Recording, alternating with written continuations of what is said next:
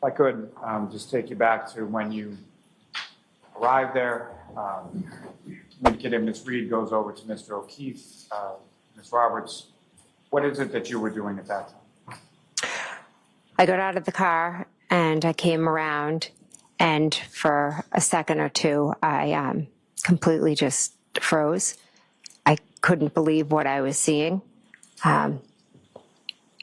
And then Carrie and I made eye contact, and I called 911.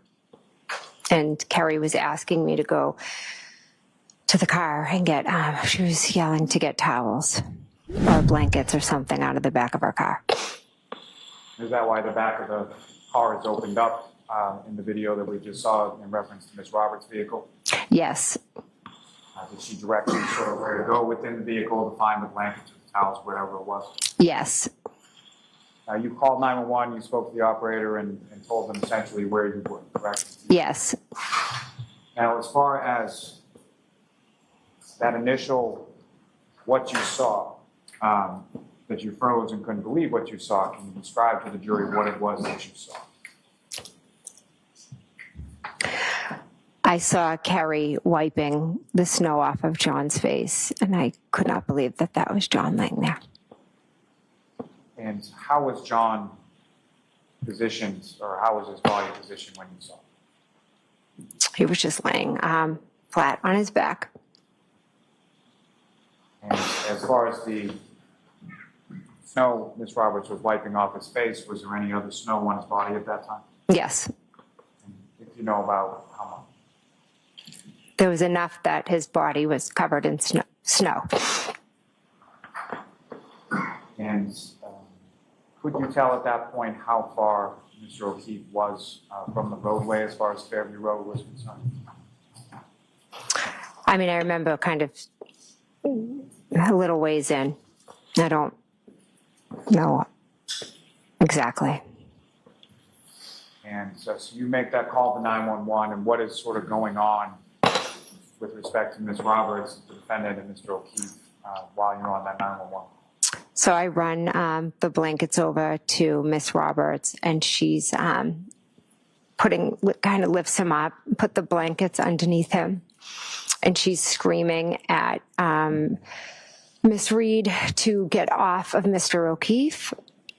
And they're kind of yelling back and forth. Karen's screaming, "Is he dead? Is he dead?" I, at some points, walk over towards the car, Carrie's car, to get away because they're so loud. And I was trying to be calm and get help there for John as fast as possible. Carrie starts yelling about doing CPR. She tells Karen to do mouth to mouth. Karen's yelling because as they start, blood starts coming out of John's mouth. As far as the CPR, that's what you're talking about? Yes. So during this time, the defendant's yelling and you're on the phone with 911, correct? Yes. You're trying to back up or distance yourself a little bit so that you can hear what's going on with the 911 operator and they can hear you. Yes. And after you complete that 911 call, what's going on at that? I go over, and at that point, Carrie asks if I can take over doing the compressions. And did you do that? I did, yes. And at some point after you call 911, do either police or fire or someone responds and arrives on scene, is that correct? Yes. You know about how much time it was in between when you hung up with 911 and when the first responders start to arrive? When I hung up, maybe a few minutes. I'm not exactly sure. And do you recall whether or not it was police or fire or who showed up first? Police. And is that the officer that was in that video or that cruiser that was just up on the screen as the last visit? I didn't see the officer in the video, but I know it was Officer Sarif was the first officer to arrive. So then, after the officer arrives, what happened then? he was trying to figure out what had happened. Karen just ran around screaming my name, Kerry's name. Is he dead? Is he dead? It was on repeat. Could I have hit him? Did I hit him? More officers started to arrive. The EMTs, they began to work on him. And by him you mean Mr. O'Keefe? Yes. And Mr. O'Keefe's still on the ground, and they're working on him there, is that correct? Yes. Did you see anything about sort of what they were doing or what was going on with that? No, I just saw a bunch of them around Mr. O'Keefe. And then what happened then? More officers began to arrive. And Miss Reed just continued to run around screaming. As more officers and EMT arrived, they asked what happened. One EMT asked, I'll allow it. one EMT had asked, his name, his age, things like that. If she knew what happened, Miss Reed stated that she hit him. Besides running around saying, I hit him, did I hit him, could I have done this? Is he dead? Is he dead? At one point, one of the police officers put Miss Reed in the back of her cruiser, and he asked for myself to go over with her, and Kerry came over with us as well.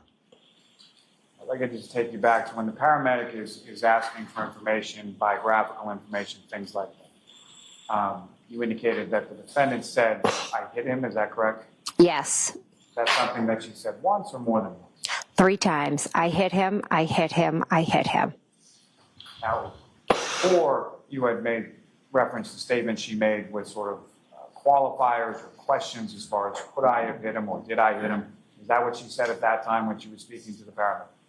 No, she was earlier. It was could I, did I. When she spoke to the paramedic, it was crystal clear. I hit him. Now, one of the officers takes her over to the back of her cruiser, is that right? Yes. You were over in that area as well? Yes. Who, if anyone else, was over in that area? Miss Roberts. And while you were over in that area, what was going on over there? We were in the back of the police cruiser. Karen was sitting in there. I kind of scooched myself in. Miss Roberts came over. Karen grabbed our hands. She asked us to pray. She looked at her hands and she had blood. She asked us if she could have gotten her period. We told her no, that was John's blood. Then she said, what if he's dead? Promise me you'll take care of the kids. Someone's going to take care of the kids. Then we prayed. Then at the end, they were moving John. And at that point, Karen told Kerry, go over, look, is he dead? Is he dead? Is he dead? Over and over. And Kerry said, I'll go over and check on him. And she was yelling, are they working on him? And then at that point, she grabbed my hands and she said, Google hypothermia, Google how long it takes to die in the cold.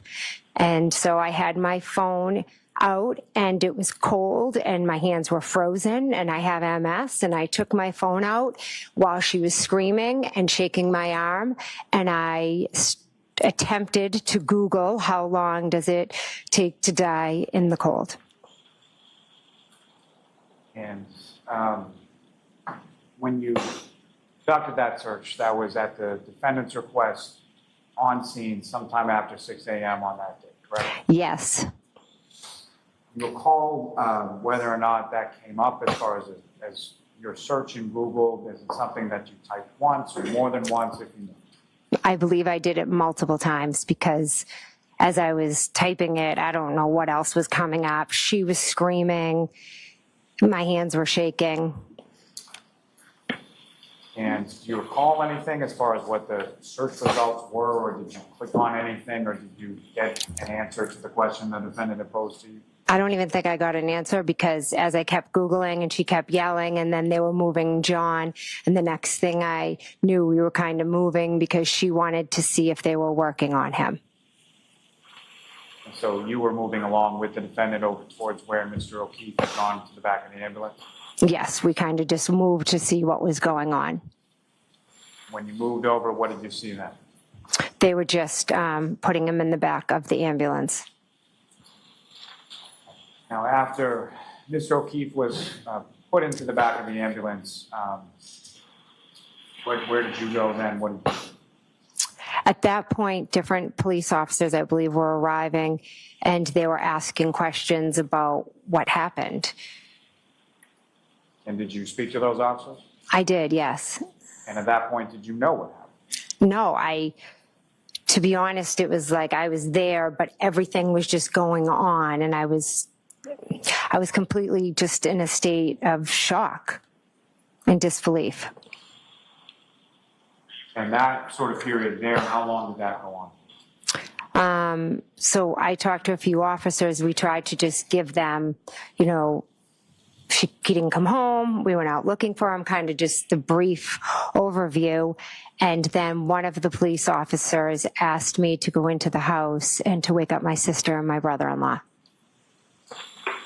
And at some point while you were outside, did you try to contact your sister and your brother-in-law?